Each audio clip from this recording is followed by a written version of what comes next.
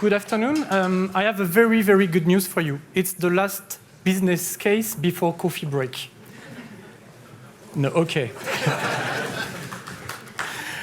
Okay, so when I think back about all the sessions since this morning, I perfectly understand why SEACON is the Enterprise Agility Conference. Very, very interesting talks since this morning. My name is Philippe Ensarguet. I'm the Chief Technical Officer for Orange Business Services, and the purpose of my session will be about culture and tool when you want to manage transformation at a global scale. Basically, some information quickly about Orange Business Services. So Orange Business Services is the B2B arm of the Orange Group, and we are fully dedicated to the enterprise market. When you hear Orange Business Services, in your mind, you may think about unified communication, connectivity, contact centers. And you will be right, but partly right. Because it's really important to understand that today, the telco part is about 60% of our revenue, and more than 40% of our revenues are in digital and in services. And today, our purpose is not to fight or to compete on the connectivity or on the price, but on platform and ecosystem to allow to our customer to support and to fuel their transformation. Basically, what I want to start with is to say that we are all in a very, very competitive moment. And all the business are very close, the one to the other, and basically on a worldwide basis. So what I can see on my everyday business, either inside or at customer side, is that business today need to differentiate and to reinvent themselves. And in most of the case, the technical side, the tech, is one of the key enablers who allow to the business to differentiate on the market. Nearly 10 years ago, we understand that the world is moving to software, so the name of software company, then the name of cloud company, the name of data company. Okay, I think you get the point. Today, the focus is not to be a very specialist of one of these topics, but it's the blend and it's a mix of all these components that is really important for you. So basically, tech has become a critical asset to master and to produce, and it's very, very relevant on our purpose. For instance, today, basically network or software, storage is software, cloud is software, and even cloud native is software, automatically managed and monitored by software. So basically on our own, as well as for our customer, we are at the edge of the transformation to fuel either our transformation and the transformation of our customer. According to my experience, when you want to move in this kind of transformation, of what I can share with you based on the last 10 years, is that there is 3 points that really matters to me. The first one is customer experience, but it's not perhaps the customer experience you expect. All the unicorns and disruptors has shown that they disrupted the market thanks to a very, very, very advanced customer experience and user experience. The customer here I want to talk about, it's our team. It's our software developer, our architect, our tester, or the guy who are running the business. And what I learned from our own experience is that if you are not able to take care about your teams on the tools and all the things they need to run your business, you can blame on it regarding velocity, performance, or even outcomes. So my first key takeaway is please consider your own team as your customer and deliver to them a customer experience that allows them to deliver value and business to the end customer. The second point I would talk about is about tools and practices. Basically, when you're doing a product solution, but also services, the range of what you're doing on your everyday basis is very diverse, very versatile. And when you want your team cooperate and work the one with the others, at the end of the day, and if I perfectly align with what has been shared this morning, we are not talking about factory workers. But even if it's not about factory workers, our teams need common tools and common practice to build the solution to the final customer. And I'm truly convinced about the fact that it must be a utility-based model. It must be a commodity given by the company. Because if each team needs to run its own, I would say, a software factory or manufacturing tooling, it's a large waste of time and, according to my experience, also a great problem in terms of security at long term. So the second main topics on which we have worked very hard is about the tools and practices to move at scale and to allow to target quality, performance, and productivity to our customer. The third one is also really important and is even more important when you have a technical background, is to accept that today we are clearly working and evolving in a platform world. So in a platform world, at any time at any moment of your project, you must ask yourself the question about the build or buy. Do I have to accept a certain level of abstraction and use managed service or services provided by others to be focused on the business I want to deliver to my customer, and either if it's an internal customer or to a final customer. So basically, according to what we have done and what I will share right now, the customer experience of your team, the tools and practice shared across the company, and to accept that today the business is driven by platform world are really a key foundational layer on which we rely to scale on our transformation. The first topic we decided to manage and to tackle, it was nearly 10 years ago. It's about what I call my enterprise DevOps pipeline, and why we do and why we use it at a baseline to scale at corporate level. Basically, the idea was to fuel all the teams, because here the idea is to understand that we are managing tens of different technical stacks that more and more are fully blended, and the idea is how can I manage my code, how can I manage my CI, how can I manage my artifact, how can I manage my open source conformity security, how can I deploy, how can I go to my staging, how can I go to production. And here, it was, according to what I observed a long time ago, a very, very heavily bunch of wasting time and wasted investment. Because if all the team must set up all this environment, it raises a lot of problems. So what we decided to do is to set up this enterprise DevOps pipeline. And why I introduced the customer experience is that at the moment, at the moment of the time where we deploy our solution, we have a problem because we have less people using all the ecosystem than what we expected.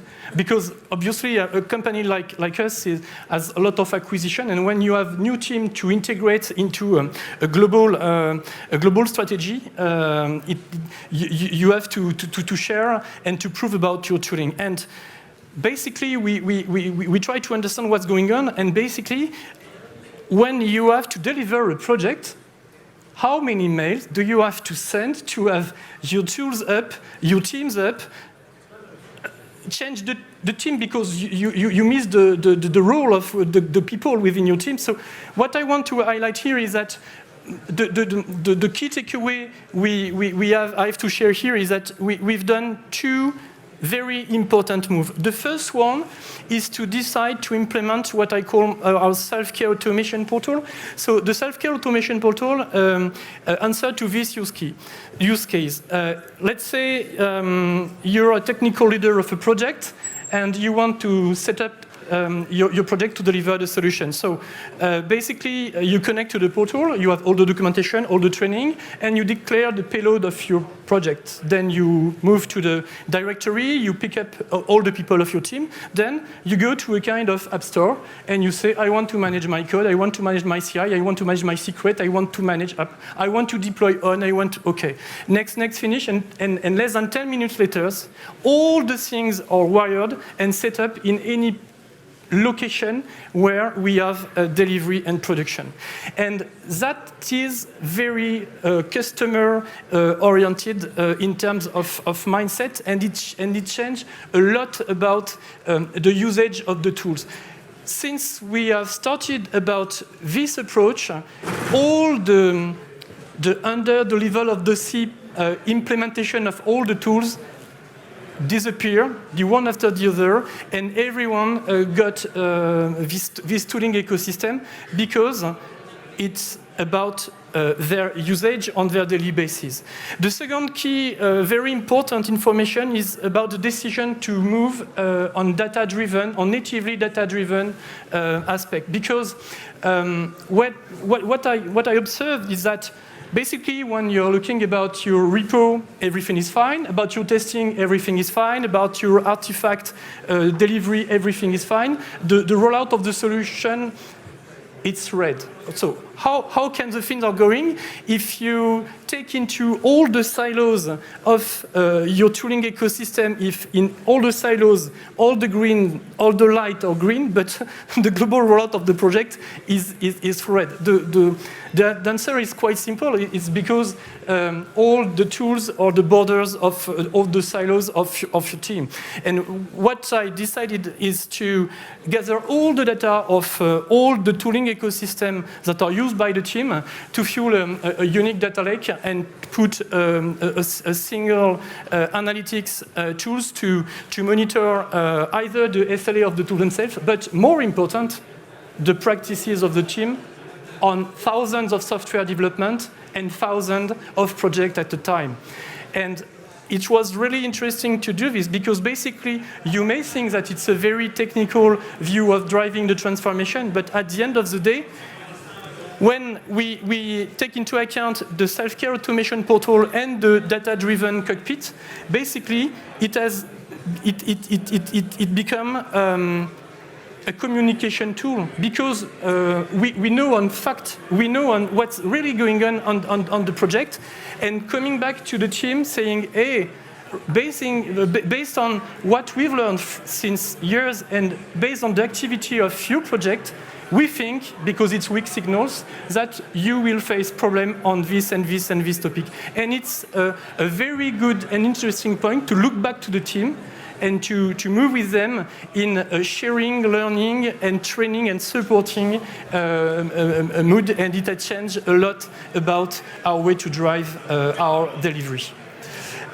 To do this, basically we move around 3 main ages. The first age was the age of software tooling. Then to monitor, because if we deliver tooling, we must be cautious about the SLA and the quality of what has been delivered. But the most important thing I want to highlight is it allows us from tools to move to practices. And in our story, what is interesting to have in mind is that basically we are managing more and more technical ecosystem with more and more user. And the idea is that each time we integrate a new team or we have acquisition of a company, we may have a pattern that allow the integration of the coming teams who are onboarded. So based on this topic of transformation, we learned a lot in terms of engineering. The first point, which according to me the most important one, is we are about now to set up a corporate templated software factory in less than 10 minutes. The word corporate templated is really important because it's not only about tools, it's tools plus all the things that we've learned on the basis of all the use and the deployment. So it integrates some rules and some guidelines about architecture, about design, about security, about the patterns that allow the teams to succeed in their delivery. The second one is, of course, to secure the delivery and the assets. And here we clearly decided to move to a manage as a service tooling ecosystem. It's a saving of time, it's a saving of money at the size of the company, and it allowed the teams to be really focused on the business delivery.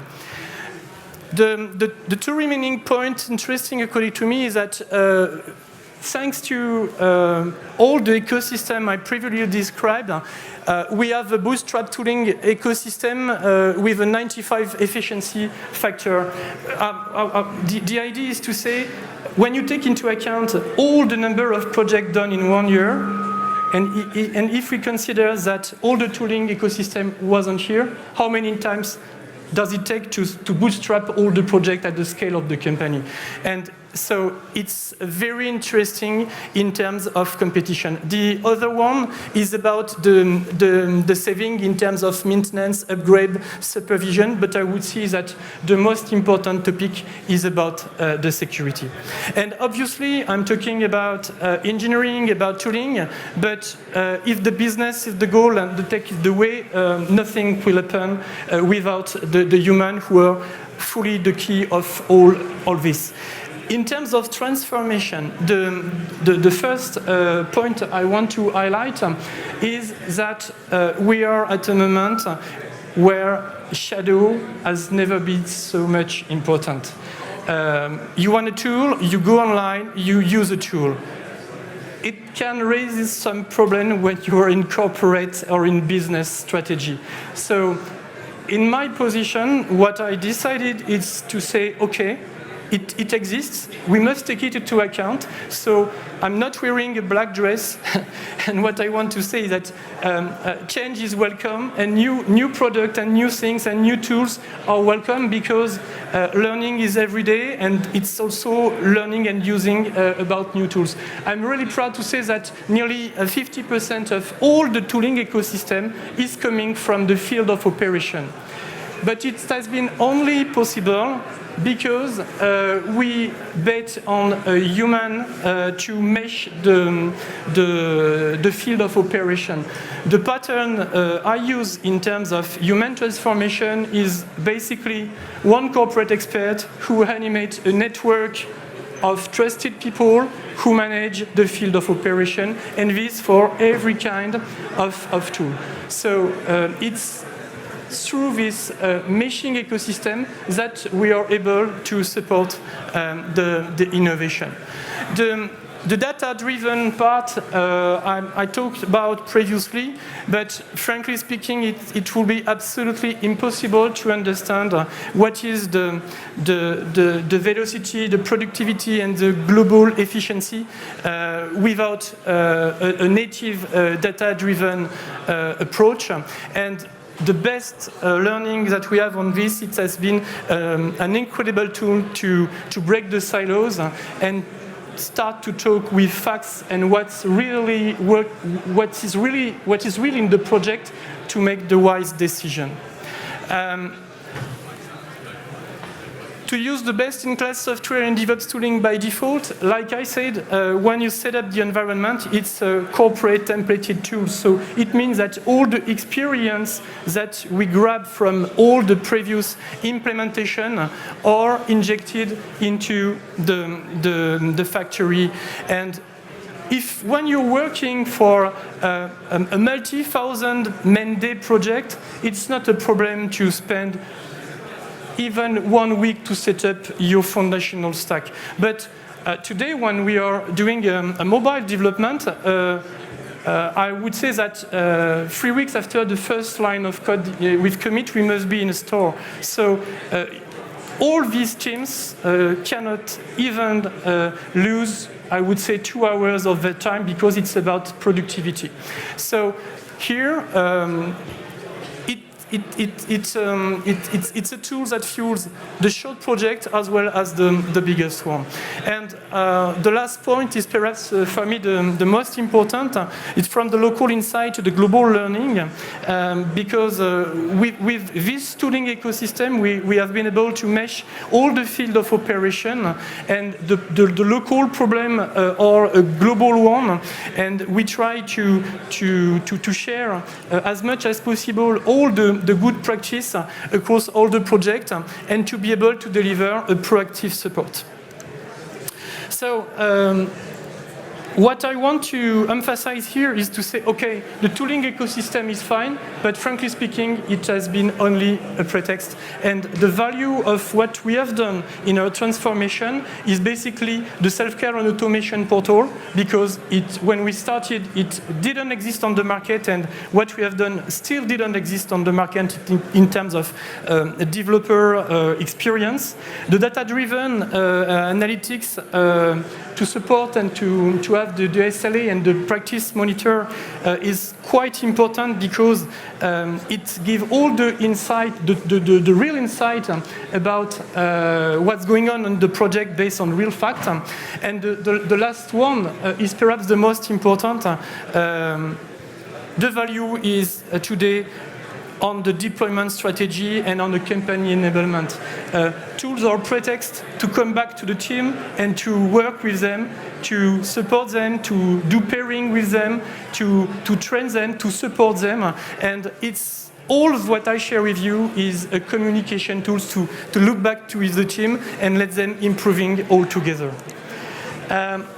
Just before my conclusion, I want to highlight a point that is really important according to me, because when you're reading about DevOps or transformation, everyone is saying that the most important is the culture and is the mindset, right? Fine. But when you're working in a company with 25,000 people, don't you think that it's a little bit theoretic? It's my point. And I read on the last month a series of articles on the Red Monk blog. I recommend you to read. And a Twitter exchange between James Governor and Patrick Debois about this topic.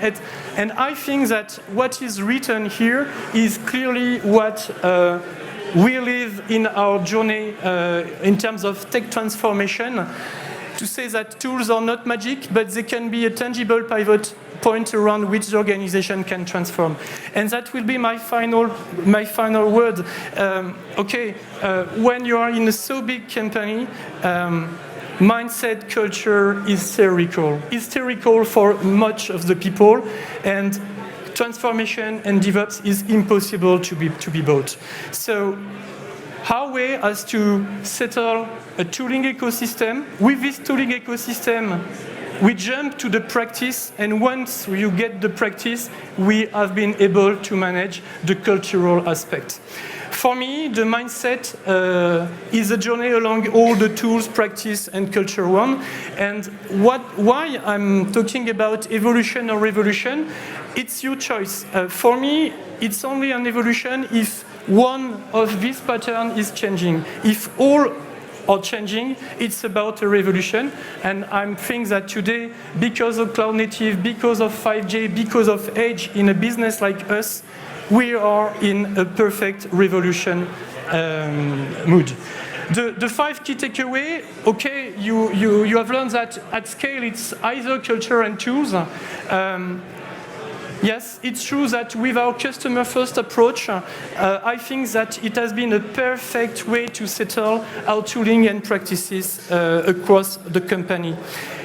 We would have been success without investing into our human, into our people, and delivering a customer experience to those teams has been a game changer at the level of the company. Third point, very important, when you have to scale up, the money didn't scale at the size you need to scale up. So basically, we wouldn't have succeeded to do all that I've shared with you without automation in mind, because we have more or less the same size of team. Okay, monitoring the SLAs, practicing to drive the transformation, it's fine. And what I want to highlight at the final word is tools are important to manage, but the value is really on practices that allow to jump on the culture and on the mindset. And as a final word, I would say that a big thank you to all the organization team, because it's very, very good to be hosted here. The guests are absolutely perfect, and a special thanks to Barry. Enjoy the rest of the day, and thank you so much for your attention.